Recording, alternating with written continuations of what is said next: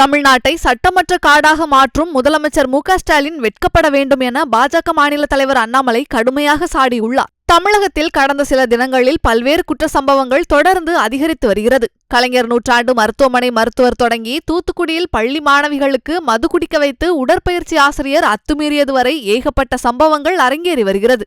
இன்று ஒரே நாளில் மட்டும் தஞ்சை ஊரில் தமிழ் ஆசிரியை ரமணி மற்றும் ஓசூரில் வழக்கறிஞர் பட்டப்பகலில் அரிவாளால் வெட்டிக்கொலை என 2 சம்பவங்கள் தமிழகத்தையே உலுக்கியுள்ளது. இந்த நிலையில் இந்த 2 சம்பவங்களுக்கும் பாஜக மாநில தலைவர் அண்ணாமலை கண்டனம் தெரிவித்து எக்ஸ் தளத்தில் பதிவு வெளியிட்டுள்ளார். திமுக ஆட்சி தமிழகத்தில் நிலவும் சட்டம் மற்றும் ஒழுங்கு நிலைமையை பிரதிபலிக்கிறது என்றும் முதலமைச்சர் ஸ்டாலின் தமிழகத்தை சட்டமற்ற காடாக மாற்றியதற்கு வெட்கப்பட வேண்டும் என காட்டமாக தெரிவித்துள்ளார்.